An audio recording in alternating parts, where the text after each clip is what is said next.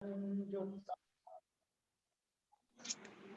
कल आपके बीच में चर्चा हुई थी कि सिद्ध भगवान का स्वरूप यहाँ पर दर्शाया जा रहा है।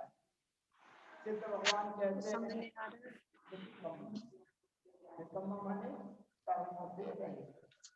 अब कितने कर्मों से रहित हैं? तो ज्ञानावर्णादि 8 कर्मों से रहित है।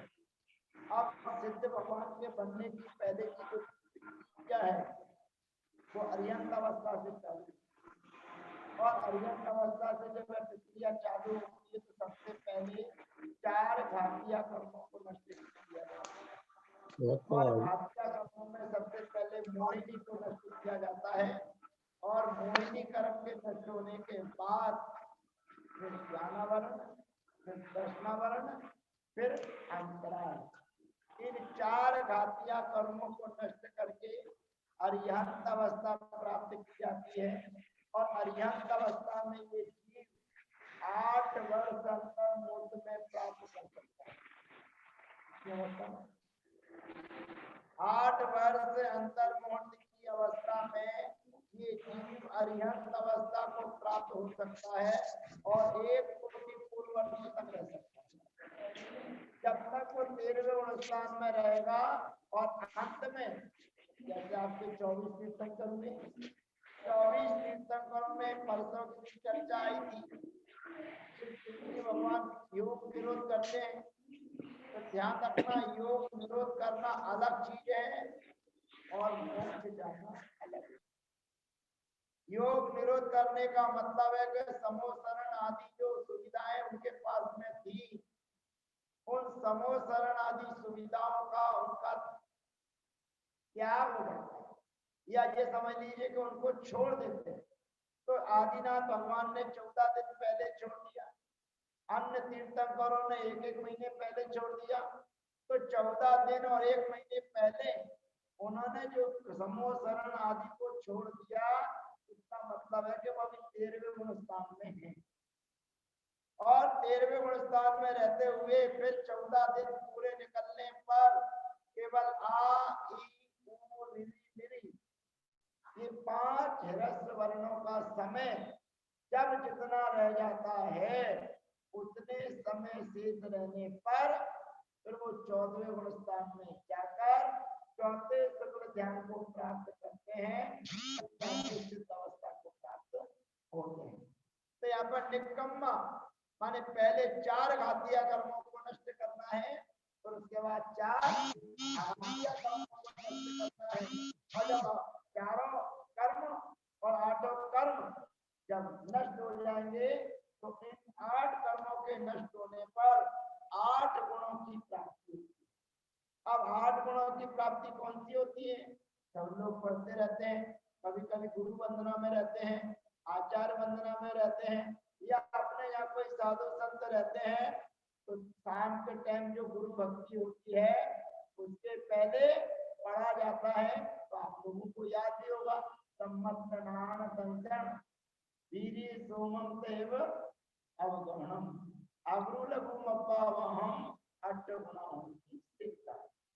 अब सिद्ध भगवान के 8 गुण हैं। अब आप लोग पूजा करते हो, पूजा करते हुए पढ़ते कि नहीं पढ़ते हो? ये निकम्मा 8 गुणा सिंचुना चरम देहदो सिद्धा, ये गाथा जो आप पढ़ रहे हैं इसको पूजा करते समय सवेरे कितने लोग हैं जो पढ़ते हैं?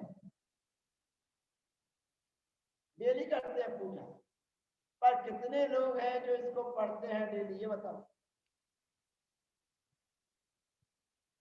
कर्माष्टक विनिर्मुक्तम मोक्ष लक्ष्मी निकेतनम सम्यक्त्वादि गुणोपेतम सिद्ध चक्रम। पर अंतर इतना जाता है कि हम तो पढ़ते हैं, उस पढ़ते समय हमें उसका अर्थ का बोध नहीं, या यूं कहो कि हमारे पास में समय कम होता है। हम जो भगवान की पूजा अर्चना करते हैं, बहुत से लोग तो बहुत सी पूजाएं करते हैं, बहुत से लोग कम पूजाएं करते हैं। अब जो कम पूजा कर रहे हैं, आधा घंटा मंदिर में समय दोनों ने निश्चित कर रखा, आधा घंटे का समय दोनों ने निश्चित कर रखा है। एक तो आधा घंटे में विनय पाठ पढ़ रहा है और एक आधा घंटे में 7 पूजा 5 पूजा 6 पूजा करके जा रहा है। अब ये बताइए आश्रम किसका ज्यादा होगा, पाप कर्म किसके रुकेंगे, संबर किसका होगा, ये बताइए। जो आधा घंटे में 5 पूजा करके जा रहा है उस समय से देखते हुए बता हुआ है कि मुझे 5 पूजा करनी है, अब कैसे करनी है ये मत पूछना। 5 पूजा हमें करनी है लेकिन कैसे करनी है ये मत पूछना। उसको तो 5 में पूजा होनी चाहिए और 30 मिनट से 1 सेकंड भी आगे नहीं होना चाहिए। और एक विनय पाठ पढ़ रहा है उसको भी 30 मिनट लग रहे हैं, तो दोनों में उसको जो केवल विनय पाठ के लिए आधा घंटा दे रहा है, इसका मतलब यह है कि उनके एक एक शब्द की तरफ, एक एक अर्थ की तरफ उसका ध्यान जाए और एक एक शब्द की तरफ ध्यान उसका जाएगा तो वो पढ़ेगा कित निगोद कित नारकी कित त्रियंच अज्ञान आज धन मानुष भयो पायो चिन्वर। ये 2 लाइनें जब वो पढ़ेगा तो चिंतन करेगा, मनन करेगा कि भैया मैं इस संसार में कब से हूं, आज से नहीं हूं। जब से मोक्ष जाने की परंपरा चालू हुई है तब से मैं हूं, और सिद्ध बनने की जो परंपरा बनी हुई है तब से मैं हूं। लेकिन वे सब चले गए, मैं अकेला रह गया या हम सब रह गए। आदिनाथ भगवान के साथ 4000 राजाओं ने दीक्षा ली। अब ध्यान रखना, पहले जमाने का बैराग अलग होता था। पिताजी ने दीक्षा ली तो बेटे भी लेते थे, बेटों ने दीक्षा ली तो नाती भी लेते थे। तो 4000 राजाओं ने जो दीक्षा ली वो 4000 राजाओं में कुछ इनके बेटे भी थे, पूरे के 100 के पुत्र मुनि बने। ध्यान रखना, 101 पुत्र उनके थे और 101 पुत्र मुनि बने। तो जितने भी 4000 राजाओं ने दीक्षा ली उनमें तो उनके पुत्र भी दीक्षित हुए, पुत्रों के पुत्र जो थे वो भी दीक्षित हुए या नहीं हुए? भाई मारीची का जीव हुआ कि नहीं हुआ? तो भरत चक्रवर्ती का जो जीव था, बेटा था, वो बेटा भी दीक्षित हुआ। और 4000 राजाओं ने जब मार्ग को छोड़ दिया तो तीर्थंकर मुनि दीक्षा लेने के बाद बोलते नहीं, उसके पहले तो बोलते हैं। जब तक उन्होंने दीक्षा नहीं ली है, जब तक लोगों को उपदेश देंगे, असीम मसीह कृषि विद्यावाणी सिद्ध सब कुछ सिखाएंगे। लेकिन जिस समय वो तीर्थंकर जिन दीक्षा को अंगीकार कर लेते हैं तो जिन दीक्षा के बाद वो बोलना टोटली बंद कर देते हैं। क्यों? कहते हैं तुम छदमस्त हो, अभी तुम छदमस्त हो, अभी तुम अज्ञानी हो। ध्यान रखना, जैन दर्शन की बड़ी विचित्रता है। जैन दर्शन कहता है कि तुम 12वें गुण स्थान तक अज्ञानी हो। जब तक केवल ज्ञान की प्राप्ति ना हो जाए तब तक तुम अज्ञानी हो, और अज्ञानी हो तो अपने आप को ज्ञानी समझने का भूल मत करना, क्योंकि आपके पास में 6 उत्तर है। आपके पीछे कौन बैठा नहीं है? अगर अपने आप को भूल जाए कि आपके पीछे कौन बैठा है तो आपको अपने पीछे देखना पड़ता है कि हमारे पीछे कौन बैठा है और कौन नहीं। तो जब आपको अपने पीछे का बोध नहीं है तो फिर आप कैसे ज्ञानी कहलाते हैं? ज्ञानी तो वो कहलाते हैं कि जहाँ तीनों काल की बातें, भूत भविष्य वर्तमान की सारी बातें जिस ज्ञान में झलक जाती हैं वही ज्ञान है। इसलिए उसके पहले की सारी अवस्था 12वें गुण स्थान तक जैन दर्शन का सिद्धांत है कि वे छदमस्त है, यानी कि अज्ञान। तो यहाँ पर वो छदमस्त है और हम और आप अपने आप को ज्ञानी कहें तो हमारी भूल है कि नहीं? बहुत बड़ी। कुछ अपेक्षा से, सम्यक ज्ञान की अपेक्षा से हम अपने आप को थोड़ा सही समझ लें, लेकिन वास्तविकता में हम सही ज्ञानी नहीं है, इसलिए तीर्थंकर बोलते नहीं। उनके पास जन्म लेने के साथ में अवधि ज्ञान था, दीक्षा लेने के साथ में मना पर्याय ज्ञान हो गया। अब सोचो विचारों को, जिसके पास में मति ज्ञान है, शुद्ध ज्ञान है, अवधि ज्ञान है और मना पर्याय ज्ञान होने के बाद भी जो नहीं बोल रहे हैं, नहीं संकेत कर रहे हैं, और हम और आप क्यों? नियम कि जब तक आपकी तीर्थंकर की अवस्था ना आ जाए, केवल ज्ञान ना हो जाए, तब तक आपको बोलने का अधिकार नहीं है। तीर्थंकर को छोड़कर सामान्य मुनि बोल सकते, सामान्य मुनि है तो वो केवल ज्ञान होने के पहले बोल सकते हैं, लेकिन तीर्थंकर वाले जो मुनि हैं, तो जब तक केवल ज्ञान नहीं हो जाएगा तब तक वो बोलने के नहीं। तो वहां पर वो कौन है? अज्ञानी है। मैं क्या चर्चा कर रहा था आपसे? ये सारी चीजें कहां से आ गई, कैसे आ गई, कहाँ चल रहा था, ये तो बताओ। इस प्रसंग से जुड़ी हुई बात थी।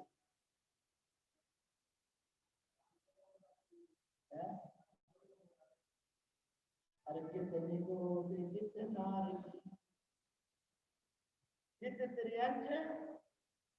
तो सामने वाला विचार कर रहा है, चिंतन कर रहा है कि भैया अनादिकाल की परंपरा में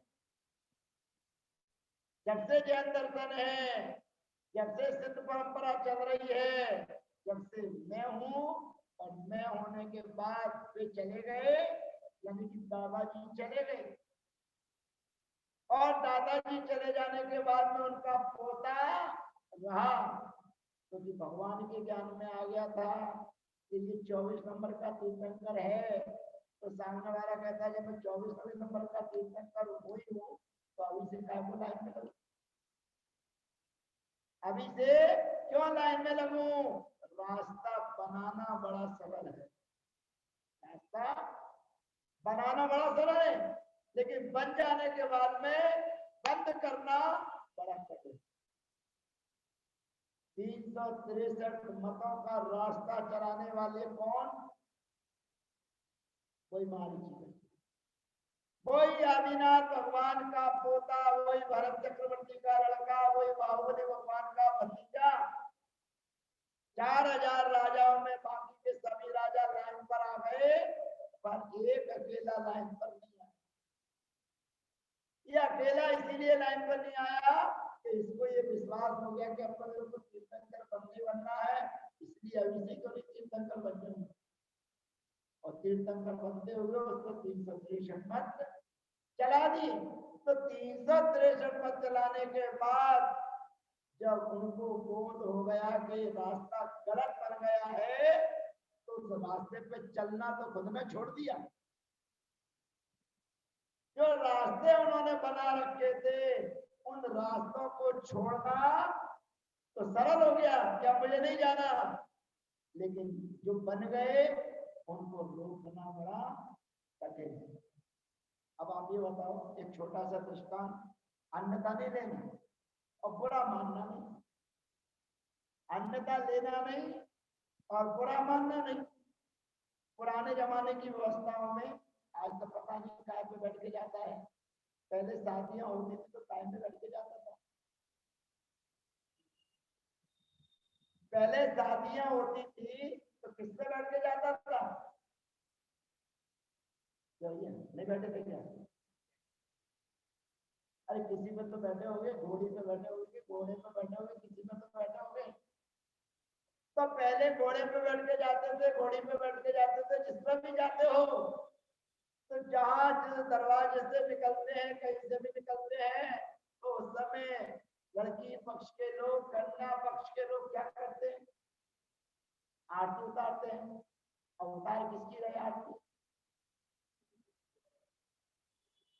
उतार किसकी रहे?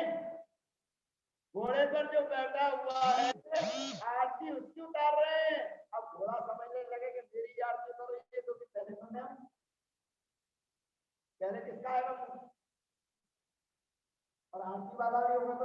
वर्ष पहले हो गए, तो दूल्हा तो उसके ऊपर बैठा, तो उसकी दूसरे बैठने क्या हो गई। तो जहाँ आरती उतारी जा रही है, हो रही है, तो आरती उतारते समय उतारी जा रही है दूल्हा की, और जो घोड़े पर बैठा है वो ये समझ ले कि घोड़ा घोड़ा ये समझ ले कि मेरी आरती हो रही है, तो इसमें गलती किसकी, घोड़े की। अब चलो कोई बात नहीं, आरती हो गई, उसकी आरती उतर गई, उसने समझ लिया कि मेरी आरती हुई है। अब उसके बाद में जब घोड़े से उतरकर पंडाल में मंडप में पहुंचते हैं, तो वो जिस पर बैठ गया है तब वो अंदर जाता है, कि जो बैठा है वो अंदर जाता है। अब उसका अंदर तो प्रवेश नहीं है कि उसको भी बैठा तो तुम भी बैठ जा मंडप में, तेरी भी भामर पड़वा देते हैं। तो उसके साथ में भामरे नहीं पड़ती है, वो कहाँ रहता है, जब तक उसके ऊपर दूल्हा बैठा हुआ था, जब तक दूल्हे के कारण उसकी भी आरती जैसी उतर रही थी उसको लग रहा है। लेकिन उसके बाद जब घर के दरवाजे के बाहर जहां तक उसको पहुंचना था, और वहां पर पहुंचने के बाद घोड़े को कहाँ रोका जाता है, बाहर, अंदर पहुंच जाता है, दूल्हा जाएगा। समझ लेना, ये एक व्यवस्था है, ये एक व्यवस्था है कि जिस पर बैठ के आया हुआ है, तो घोड़े की व्यवस्था मर्यादा केवल बाहर तक है, अंदर नहीं है। अब अंदर वो घुस जाए तो क्या करोगे, नहीं बताओगे, बाहर करना पड़ेगा। तो बाहर उसको करना पड़ेगा कि तुम्हारा स्थान अंदर नहीं है, बाहर है। अब इसी प्रकार से कि मान के चलो जैसे घोड़े पर बैठकर वो आया, तो घोड़े का भी बहुमान सम्मान घोड़ा समझ रहा था, लेकिन घर के अंदर उसको प्रवेश नहीं दिलाया। तो ऐसे ही मान के चलो कि कोई तीर्थंकरों के संरक्षक है, तीर्थंकरों की रक्षा करने वाले हैं, तीर्थंकरों की रक्षा कोई क्या करेगा, 1000 देव सेवा में लगे रहते हैं, 1000 देव सेवा में लगे रहते हैं, वो किंकर जैसे बने रहते हैं और अदृश्य रहते हैं। 1000 सौदर्य की आज्ञा से 1000 देव तीर्थंकर के आसपास उनकी देख रेख करते रहते हैं, दिखता एक नहीं है क्योंकि बैक्टीरिया शरीर है। अब यहाँ पर आप कहोगे कि भगवान के रक्षक हैं, भगवान की रक्षा करने वाले हैं, तो भैया भगवान की रक्षा करने वाले हैं तो भगवान की रक्षा करने वाले भगवान के साथ बैठेंगे कि भगवान के बाहर बैठेंगे, रक्षा कहां से होगी। आप मेरी रक्षा करना चाहते हैं, आप मेरी सुरक्षा करना चाहते हैं, तो वहां दरवाजे पे बैठोगे कि मेरे पास पाटे पे बैठोगे, और पाटे पे बैठ के फिर तुम क्या रक्षा करोगे, वो आगे तो ठोके जाएगा। पाटे पे तुम बैठे, पाटे पे हम बैठे, और आपने कहा कि हम आपकी रक्षा करेंगे, हम आपकी सुरक्षा करेंगे। तो ये सुरक्षा करना है तो दरवाजे के बाहर खड़े हो, वहां तैनात हो जाओ, कि अंदर आप नहीं जा सकते हो।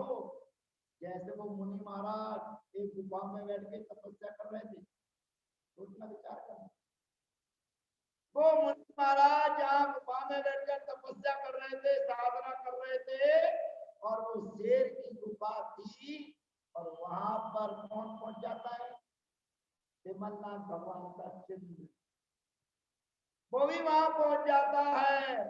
तो मनुष्यों की खुशबू जानवरों को जल्दी जाती है, और एहसास हो जाता है कि ये दिगंबर मुनि महाराज है, मुझे बदली है। तो उस समय वो सोचता है कि ये गुफा किसी और की है, इसका मालिक कोई और है, और वो मालिक इसके अंदर आ जाएगा तो जो अंदर बैठे हुए साधक हैं उन पर आपत्ति विपत्ति आएगी।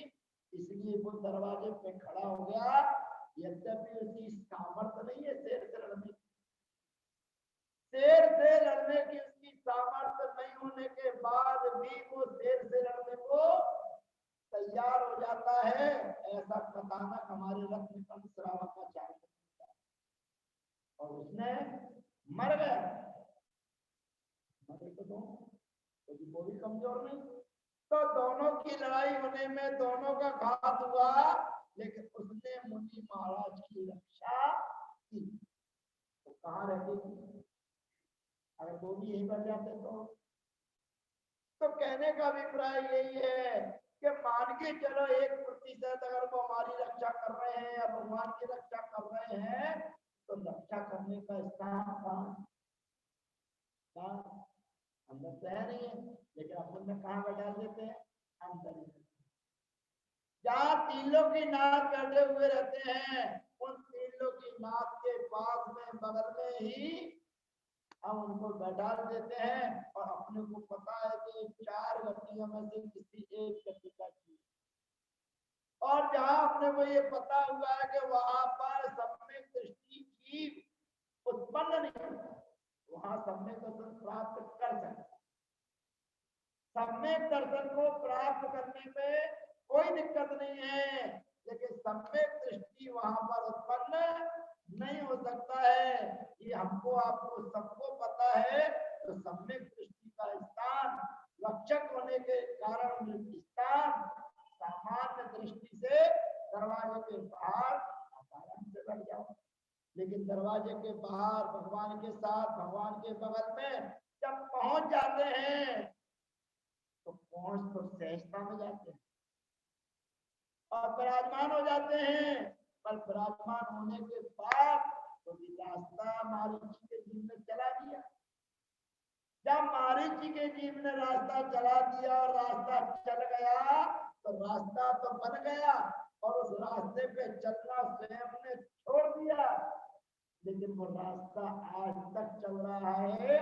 और जब तक पहले तीर्थंकर जन्म नहीं ले लेंगे, राजा श्रेणिक का जीव जब तक जन्म नहीं ले लेंगे और उनका उपदेश जब तक लोगों को नहीं मिलेगा तब तक भगवान महावीर के द्वारा यानी कि मारीची के द्वारा जो चलाया गया मार्ग है तब चलाया था आदिनाथ भगवान के समय। आदिनाथ भगवान के समय में ही चला दिया था और जब से लेकर अभी तक निरंतर चल रहा है। और जब तक अगले तीर्थंकर का जन्म नहीं होगा, उनको केवल ज्ञान नहीं होगा, तब तक चलता है। तो कहने का अभिप्राय यही है कि बैठाने वालों ने बैठ गए, लेकिन बैठने के बाद में पता है हमको कि ये रास्ता प्रशस्त नहीं है, ये सम्माननीय नहीं है, उतने तक ही है जहां तक मिलना चाहिए। लेकिन अब कौन करेगा अलग नहीं हो सकते, कर नहीं सकते हैं, क्योंकि किसी को बैठाना सरल है और बैठाने के बाद में अलग करना बड़ा कठिन है। किसी को किराए का मकान दे दो, आप मकान दे दो, दुकान दे दो, उसके बाद में वो 6 महीने 9 महीने 1 साल आपके यहाँ जम तो जाए, उसके बाद में आप खाली करा के निकालो और जितना उसने किराया नहीं दिया होगा उससे ज्यादा तो मांगेगा। अब उससे ज्यादा किराया मांगेगा तो उतना दो, जब मैं खाली करूंगा विकल्प टेंशन अलग, इसलिए भैया अपनी जगह खाली पड़ी रहे तो ज्यादा अच्छी। कम से कम किसी प्रकार का विकल्प तो नहीं है, क्योंकि जगह देने के बाद खाली कराना बहुत कठिन है। ऐसी एक बार जब गलत रास्ता चालू हो जाता है तो उसको सही रास्ता बताना कठिन है। तो हम चर्चा क्या कर रहे थे, कितनी बोध कितना की कितने अंश।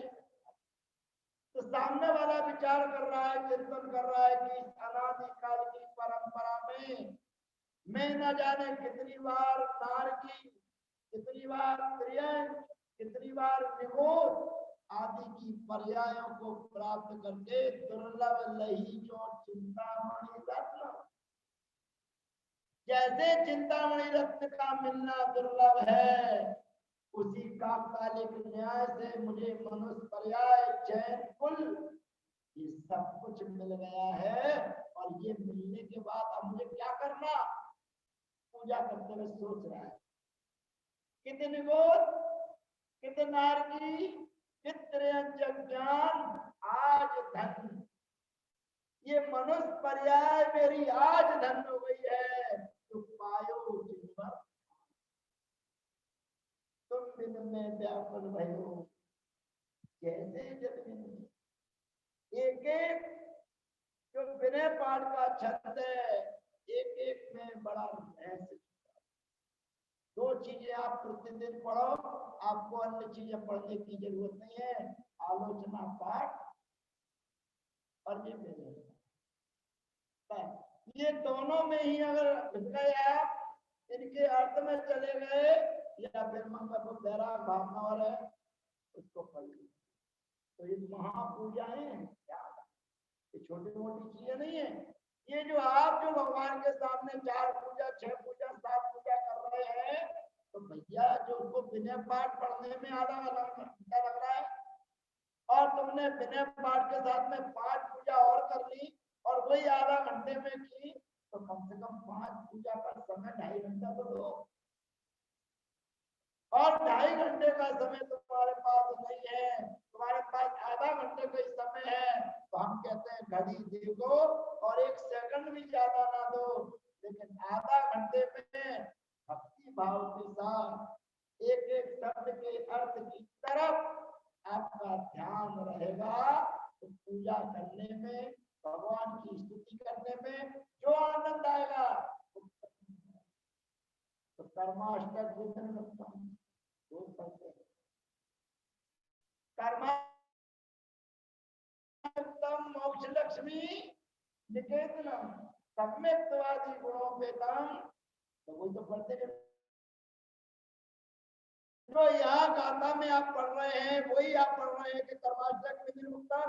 हे भगवान, आप ज्ञानावर्णादि 8 कर्मों से रहित हैं, और कहाँ रहते हैं? मुक्ति रूपी, किसके पति हैं? कुआरे नहीं है भगवान,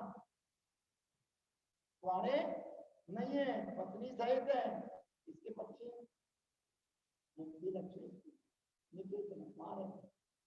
और अष्टगुण जो सम्यक्तवादी 8 गुण है, उनसे सहित है। तो ऐसे जिन्हें भगवान की पूजा अर्चना जो भी करते हैं, उन शब्दों के अर्थ की तरफ कम पढ़े, लेकिन उसका अर्थ जानने की कोशिश करें, उसके भावों को समझने की कोशिश करें। अक्षर चढ़ाते हुए आप लोग बोलते हुए भव समुद्र अपार तारण के निमित्त तो विधि ढई अति दृढ़ परम पावन यथारथ, बोलिए ना भैया, ये भव समुद्र अपार तारण के निमित्त विधि ढई अति दृढ़ परम पावन यथारथ। बोलिए ना भक्ति बार, सोचिए, बड़ा रहस्य छुपा हुआ है। मुंबई में समुद्र देखा, कहाँ का देखा ये? अच्छा भाई, अरे मुंबई का, गोवा का, कलकत्ता का, रांची का, पुरी का कहीं का तो देखा होगा, तो उसका कोई किनारा नहीं रहता। तो आचार्य भगवंत यही कह रहे हैं कि जैसे हमारे बीच में जो समुद्र है, उसका कोई किनारा नहीं, उसका कोई छोर नहीं, तो ये भव समुद्र अपार, ये संसार रूपी जो समुद्र है वो अपार है, उसका कोई छोर नहीं, उसका कोई किनारा नहीं। अब समुद्र को, नदी को पार करने के लिए क्या चाहिए? जहाज चाहिए, नाव चाहिए। तो यहाँ भव समुद्र जो अपार है, उसको पार करना है, तो कौन सी नाव चाहिए? कहते भक्ति वाला नौका से, श्रेष्ठ भक्ति रूपी नौका चाहिए। अब श्रेष्ठ भक्ति रूपी नौका चाहिए, तो कैसी होना चाहिए? कहते 3 विशेषताएं उसको होना चाहिए। भक्ति रूपी नौका में 3 विशेषताएं होना चाहिए।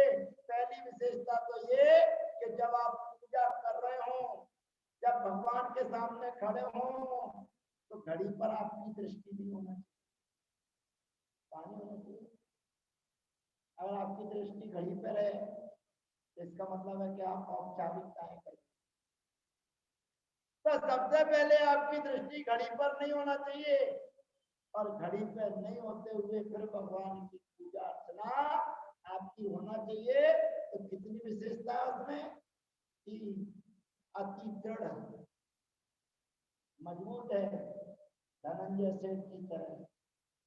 धनंजय सेठ की कहानियां सब सुनते हैं, लेकिन सुनने के बाद कभी उस प्रकार की पूजा करने।